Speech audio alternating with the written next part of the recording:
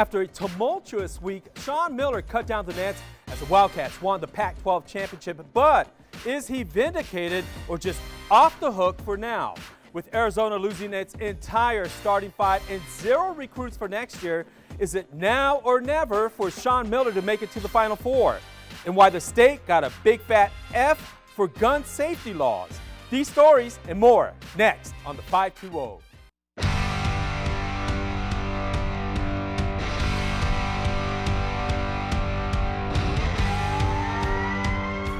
Well, welcome to the 520. I'm Steve Nunez. I'm Marty Mata the Fourth. Thanks for joining us. And Pac-12 play has started. Here we are. And how does it feel to be number 2 already? On the outside looking Play hasn't in. even started. You're already number 2. Outside looking in. By the way, It's I'm content. number 1.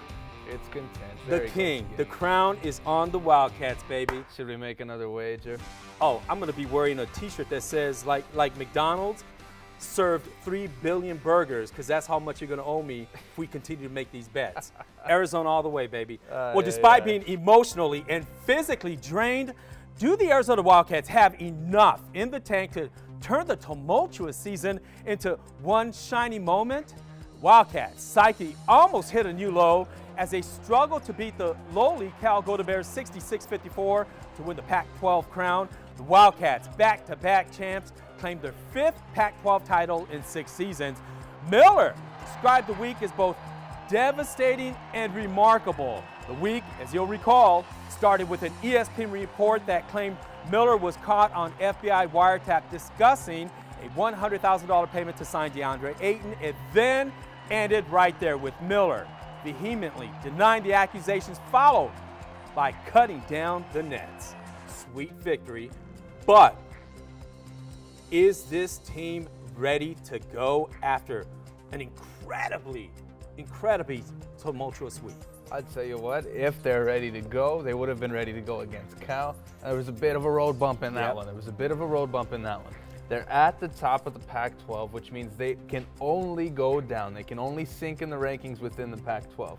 Can they last against Oregon? Can they last against ASU? They barely lasted against Stanford and Cal. How do you see this playing out? Well, I'm praying right now. I am praying that the Wildcats are rejuvenated, because after the game, look, they played horrible against Cal. It was a terrible game. As Charles Barkley would say, terrible game. But Parker Jackson Cartwright said right after the game they were emotionally drained, and you have to believe that was the case. But moving forward, and with 5 days off before they play again on Thursday, I'm thinking, oh, this Wildcats team is going to be rejuvenated and ready to go. But the question is, can they last in the Pac-12? It's probably, this is the densest tournament I've seen in a long time. In my young lifetime, this is the densest I've seen. You're right, and here's why I think so. Let's go ahead and take a look at the man who's going to take them all the way, not only through the Pac-12 tournament, but into the tournament. That man right there, DeAndre Ayton, feed him the ball, give it to him every down the court, run your offense through him, and let him do what he's just doing right there. They're cutting down the nets for the Pac-12 title and hopefully one shiny moment in the NCAA tournament. Pac-12 Freshman of the Year, Pac-12 Player of the Year, and guess what? He is up for the Naismith Player of the Year, an incredible player. Got to ride the season the rest of the way through him. I agree. Thanks, Steve. But is the Pac-12's conference tournament bracket format stacked against Arizona? Sure as hell seems that way. Stanford, a 5 seed, is matched against Cal, a 12 seed. And shouldn't the number 1 seed Arizona get to play the last place team? 6 seed Oregon plays 11 seed Washington State, and 7 seed Washington plays 10 seed Oregon State. That means Arizona, Pac-12 champions, and 8 versus 9 seed, or the winner between Colorado and ASU. Shouldn't they be rewarded? Should the number 1 team be playing the last place team? Look at that. It says right there, Arizona versus the world. That's what that is. And you know what else? That Pac-12 logo probably says stupid Pac-12 somewhere on it. I'm certain of that. How ridiculous is the number 1 team in the Pac-12 playing the number 8 versus number 9, which is ASU or Colorado, in the first round, or I should say the second round, but the first game for the Wildcats, when you got a 5, 6, and 7 seed playing lower seeds? That makes absolutely no sense. I tell you what, coming from me, I love it. It's a clash of the Titans. Gosh. It's a clash of the Titans. If you want to be the best in the West, you have to prove that you are the best in the Pac-12. You can't just get a lazy run against Cal, against Washington State. But you have to can't be prove unfair you're about the it. best. You have to prove you're the best. I think the rest of the NCAA needs to take note about this one. Okay, so you agree with that seeding, and look at Thursday's games, okay? Here's how ridiculous the Pac-12 is.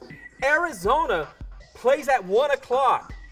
See, that What I can't did we agree say with. about the Pac-12 That network? I can't Your agree with. number That one is team, absolute exactly, trash. plays at 1 o'clock. Look at USC, your team, which shouldn't be playing in prime time, is playing in prime time, take and then what we followed by can get. Utah playing at 8:30, See, that's absolutely. which is 10:30 Eastern time. That's absolute trash. That's absolute trash. I like the No seeding. wonder I like the East games, Coast and the Pac-12 still can't even market Doesn't their own pay games. attention to us. I mean, that is a perfect example of stupidity and not giving love to the Wildcats the way the Pac-12 should be. They should be featuring the Wildcats in prime time on a network that can't even get eyeballs to tune in. I agree. I think they had a perfect opportunity to match some good games. There's going to be some games that go down the wire, shot ends at something in a key. I think it's fantastic. Finally. They can't even market it the right you're way. agreeing with I agree on that something. All much. right. I agree on that much. Well, so is this year Sean Miller's last dance to make it to the elusive Final Four and win a national championship? On the night, Wildcat fans gave tribute to seniors Parker Jackson Cartwright, Dusan Ristich, Keanu Pender, and Talbot Denny. Miller also honored freshman DeAndre Ayton, seen right there, Raleigh Alkins, and junior Alonzo Trier. Miller confirmed, of course, what we all knew. All three are adios gone. They are not coming back.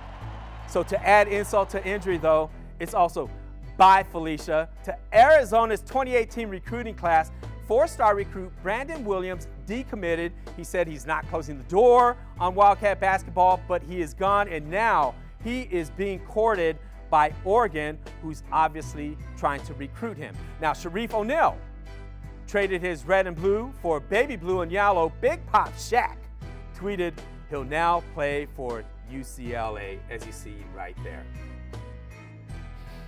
Dark days for Arizona, with all 5 starters gone this year and zero recruits for next year. And 0 recruits, 0 call to action from the university staff to, at the very least, see what they can do with this year's recruiting class. And I tell you what, it looks nothing but bad to me. So what it seems like is that Sean Miller knows exactly what's going on, and he knows exactly what's going to happen with the FBI investigation. He knows that he has limited time here at this university. He's going to do what he can in March. The university is going to let him go because some sort of tip is going to come through. He's going to be guilty with somebody's deposition, and it's somebody else's problem after that. So you went there? You have to, and that's the only thing, is because he's the only one that's not worried about this. Cashiers in Tucson are worried about this, and Sean Miller's not worried about it. So we're agreeing on something, because I think the same thing too.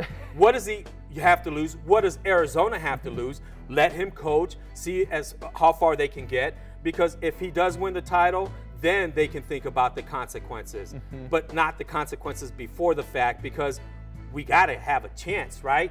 Or at least be given that chance to prove ourselves, and I think that's what this is all about. And also, we're forgetting about the little minor detail that one of his assistant coaches is in a little bit of a bundle here.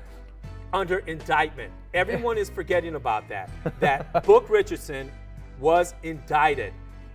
His trial is next year. We don't even know what he's going to say under testimony. Exactly, and he has yet to do his deposition at the very least. Correct. And we're about to see how much. So how what have much I been do you telling love people? Your boy? How much do you Slow love him? your roll. Yeah, we're about to find out. We don't know exactly what's in those FBI wiretap tapes, and we don't know what the final outcome is. Vindication has yet to be defined. Brave words. Brave words. But are we surprised? Arizona fans are flipping angry at ESPN. If there's a sure sign, here's one right here. Check this out. A t-shirt featuring a saguaro with an extra long middle finger, obviously in response to ESPN's reporting on linking Sean Miller to the FBI investigation.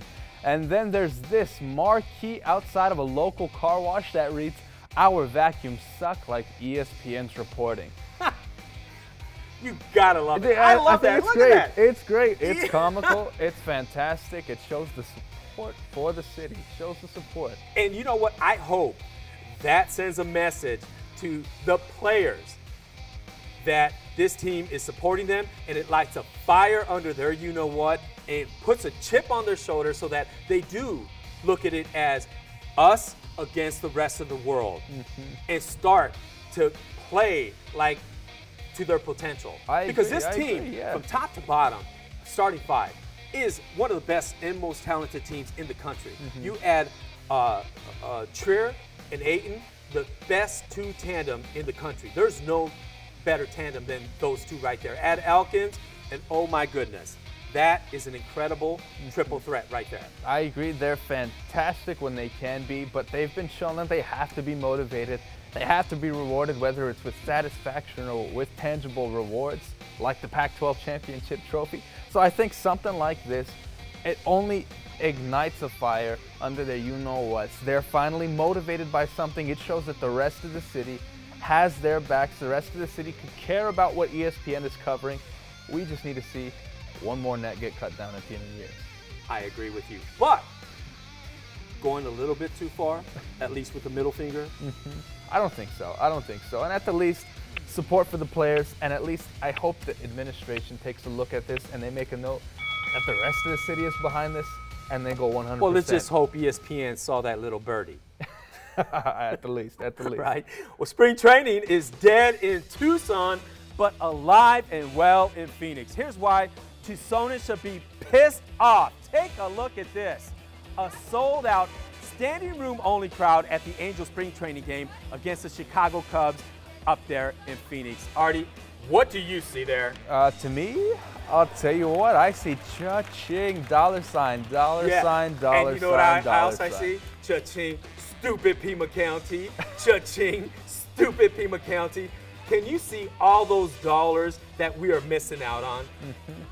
I cannot believe it's been 8 years since we've had spring training in this city and nothing has been done to try and get some of that back. And then we have, you know, a dormant baseball park used for nothing but KFMA day or beer sales. I mean, and I think the city would take notice with the jump for excitement when there was, you know, possibly a soccer team that was going to be linked to us. The city loves sports. We're a sports city.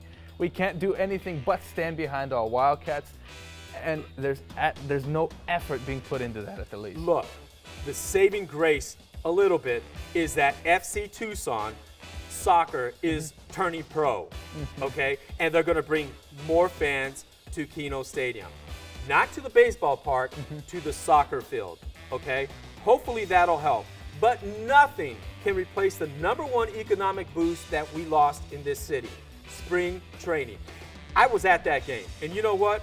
Beers were $11, $13, hot dogs $8. Yeah, we saw people were having a good time. They were everyone using was all having of that. a good time.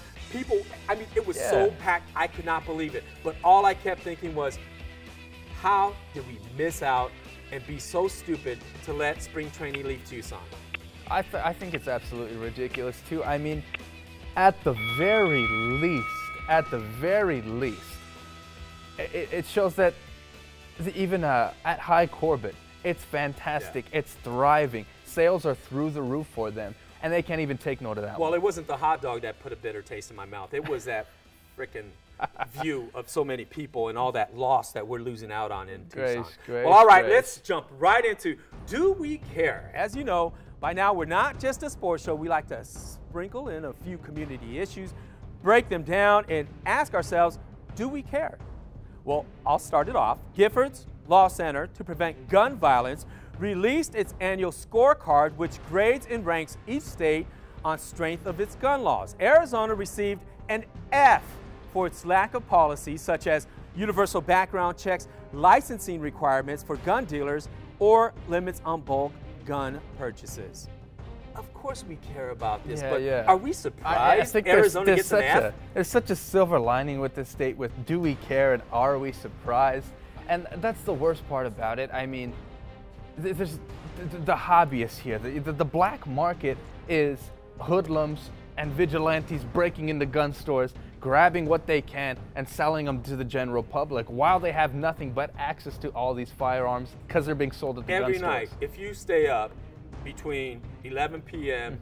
and 3 in the morning, it seems like there are gunshots or police responding to shots fired in this city. It's out of control. It is. It's ridiculous. And what makes it worse is that the state refused to listen to a bill to ban bump stocks. And to me, what that says is they're putting guns and protecting guns over lives and children and protecting children. Flat and simple. They can't even admit it's a problem. I think that's Correct. the worst part. I think that's the worst part. And Governor Doug Ducey issued an executive order to create the Arizona Cybersecurity Team, or ACT. Cybersecurity team is made of experts from state, local, and federal government, the private sector, and higher education to protect Arizonans from becoming the target of cyber attacks. That's Governor Do we Ducey. care? He's backtracking. You know why?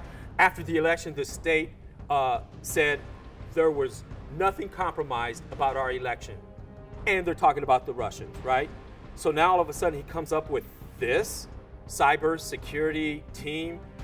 It's all aimed at what the DOJ, the Department of Justice, just released a week ago, that the Russians did try to compromise the election in Arizona and mess with some of the voting rolls. So when was the last time you were the victim of a cyber attack? I mean, as an individual? My buddies hack my Twitter from now and again. Okay, is that a cyber attack? Yeah, no. Okay, so this has nothing to do with Arizonans. It has to do with him, and he knows what the reality is of what happened. I tell you what, to me, I like it. To me, I love it. Move on, it's ridiculous. They are trying to prevent instead of cover up. They're trying to resolve instead of putting a Band-Aid over a flesh wound. Yeah, because we're all victims of cyber attacks. I like it. Well, anyone who has called police for a minor crash recently knows it can take quite a while to get a response. It's no secret. The problem stems from a shrinking police force. The department is down from more than 1,100 officers to a total of 811 sworn officers. Of course, we all care about this, but shouldn't the city be calling an emergency meeting right now to get this problem fixed? And the worst part, I mean, there's no effort. Here we are again with the lack of effort, the lack of a call to action. Where's the advertising? Where's the billboards? Where's the recruiting these kids out of high school? Where's the career fairs where police are sitting there with them? Well, they are recruiting, okay? And we're training these high school kids or young bloods to come in, men and women to come in and be police officers. Problem is they stay a couple of years, and guess what? They see the greener pastures in Phoenix, San Diego, and elsewhere, and they leave to get paid more money. That is a problem. I definitely agree. So, but at the very least, are we just going to raise taxes? Are we going to make some budget cuts? That's the city's. That is the city's solution to everything. Half-cent sales tax. Half-cent sales tax. Roads, half-cent sales tax. Agreed. You drink too much Coca-Cola, half-cent sales tax. It's ridiculous. Oh, man. Well, you've heard the phrase, oh, no, you didn't. Well, here at the 520, we're not afraid to tell it like it is with, oh, yes, we did. All right. Take a close look at this photo right here. A Wildcat fan who claims he's been attending basketball games for 27 years sent this to us. As you can see, Wildcat players are on the court. Fans are standing at attention. This photo appears to have been taken during the national anthem. Now, here's what got this Wildcat fan pissed off to no end. Missing from this photo, the Cal Golden Bears players. Can't see them on the court, right? Well, according to this old-timer, the Cal players walked off the court and went into the locker room just before the national anthem was played. Now, while we can't confirm if Cal players purposely protested the anthem, we can tell you we wouldn't be surprised. Why? Oakland Raiders running back Marshawn Lynch used to kneel during the national anthem years ago while in college at Cal. High school ballers in Oakland have also participated in kneeling or protesting during the national anthem this year. So, look, while I don't agree with players taking a knee during the national anthem, I certainly don't think it's worth getting so damn angry about it to the point of having a heart attack. It's just time we stop protesting the protesters. That, too, is also our right to free speech. Thank you, Steve. Well said. And we also got something on my end somebody sent to us. While the Bears from Berkeley made their yearly visit to Tucson, there was also another B word in town, and it was Greg Byrne. He was spotted in a hallway at McHale Center during the game, and if it is confirmed that he was there, this only adds heat to a boiling pot of disarray, aside from the fact that this only leads to suspicion of secret meetings with Byrne and the university regarding something like a basketball lawsuit or maybe a football lawsuit. Greg, what are you doing, man? If you're trying to stay incognito, going to a basketball game sounds like you're just completely oblivious to the trail of stench you left behind. Absolutely disrespectful, considering life as a Wildcat sports fan is slowly diluting with scandals on top of allegations, on top of finances being stripped from students to clean up your mess. Greg, the slander of you is at an all-time high here at the 520, and you always seem to find a way to make it higher. Double fist. Preach it, my bro Chacho. Well said. We have been talking about this that everyone has been ignoring. Greg Byrne left a trail of stench. Well put.